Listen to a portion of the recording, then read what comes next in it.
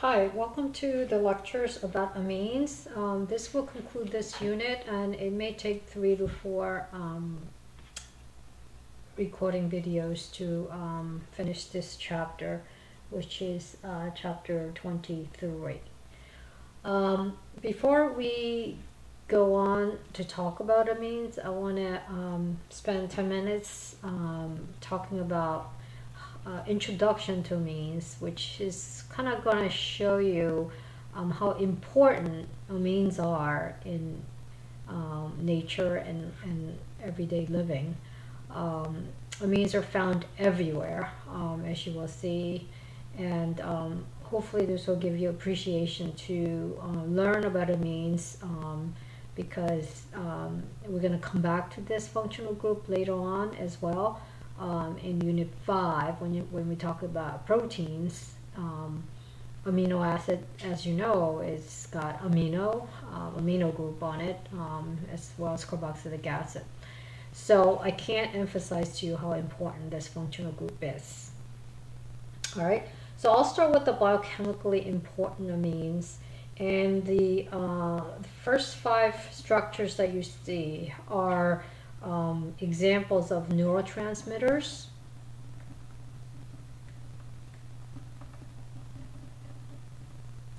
And as you know, probably from your bio classes, neurotransmitters are chemical substances that are released at the end of a nerve cell, and it travels across the synaptic gap between the nerve cells, and when it bonds to the receptor cell, it triggers a nerve impulse. So these are like chemical signals, and that's how they communicate with each other from one nerve cell to another.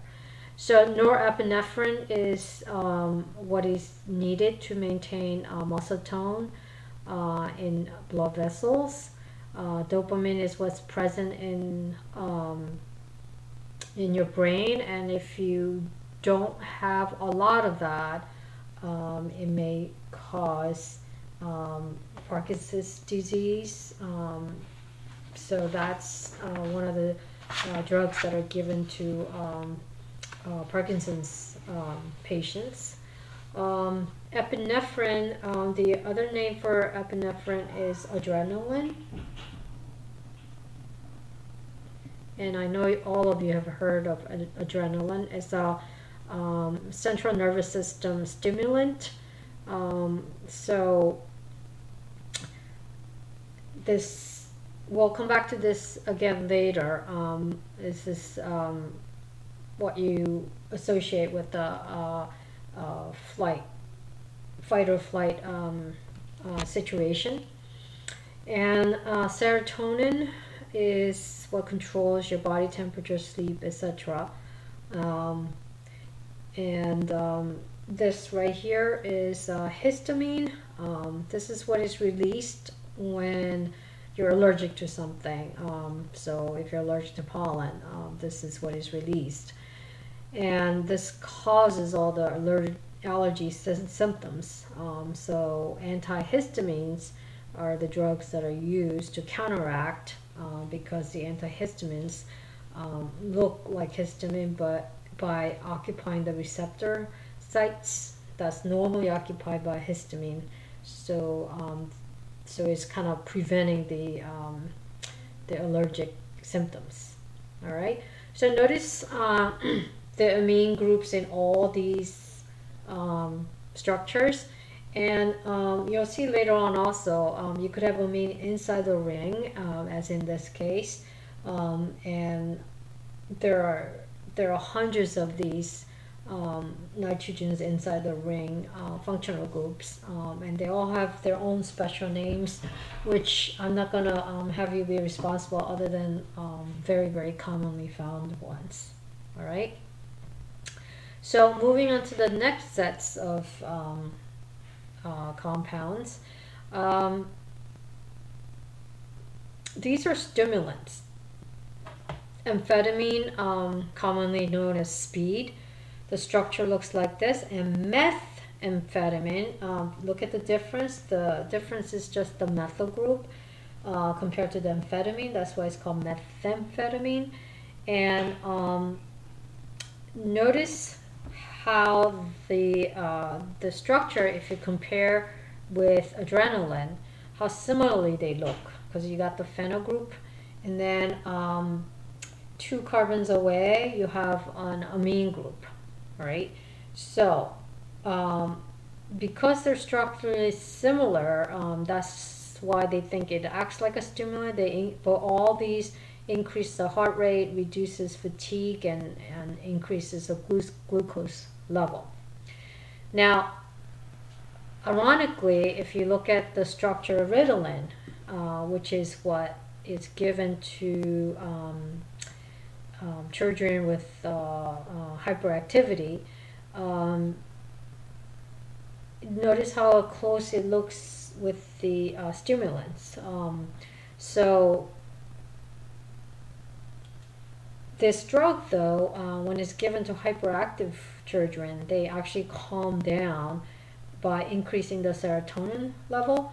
But if it's taken by a normal person without the hyperactivity, then they give you the similar symptoms as stimulants. So that's why this is like prescribed drug that is often or abused by non-patients. All right, and this drug right here is ecstasy, and what was happening in the 80s was that a lot of these what I'm going to call designer drugs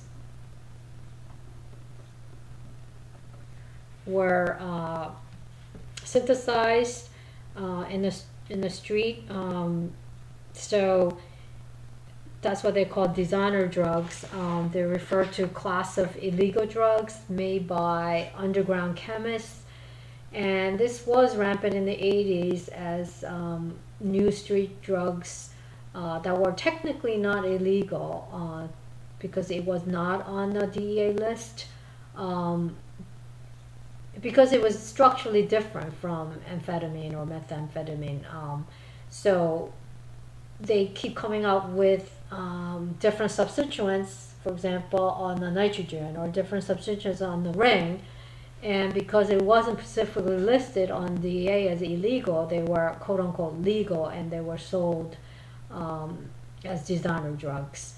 And so MDMA acts very similar to methamphetamine and amphetamine in that they're also a stimulant. All right, so the DA got smarter subsequently, and now they just basically have a very generic, general structure with a an R group attached to it, and then anything that looks remotely close or not legal. And these actually compounds are pretty easy to make, as you'll see when we look at the synthesis of amines, but is now the starting materials are very, very, very hard to come by because they're listed under controlled substances.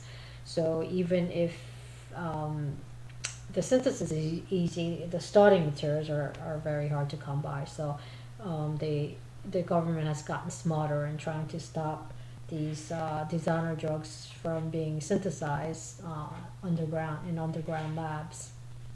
All right, and we have things that a lot of us are addicted to, caffeine, and then nicotine is the active ingredient in cigarettes. So notice all these have some kind of amines in them. All right. If you go to the next page, we have even more types of amines, and the first structure on the left is the structure of heme. And what happens is the iron in the middle chelates to oxygen, and that's how oxygen is carried in your blood cells. We have a lot of these heme, and so the oxygen is carried by the iron. And these five-member ring are called paroles, and they are chelated or attracted. The lone pair and the nitrogens are attracted to iron that's in the middle. And the other structures are actually, this is, believe it or not, structure of cocaine. And the cocaine that you see here is shown as an HCl salt. And this is the, because of the charges, we'll talk about this later, is water soluble. And that's the form that is extracted from the cocaine plants. And that's what is used as the cocaine. And if you take the cocaine in hydrochloric form salt, and if you react with baking powder or baking soda, which are mild bases, you deprotonate the proton and remove the HCl, so you get a free cocaine that's water insoluble, because it's no longer a charged species. All right, so this all should make sense. So to go from water insoluble to water soluble form, if you just treat it with HCl, then you get the cocaine back. All right, so this process where you take cocaine and you react with the baking powder or baking soda, that's what is called free basing. And because you're freeing it by reacting with base. So there's actually a chemical understanding in that terminology, and that is this form with the baking powder or baking soda. The mixture of that is what's in the crack. That's what is sold as crack. Okay. Now, these compounds that you see here that are isolated from plants belong to a group of compounds called alkaloids. And alkaloids been known forever, for centuries.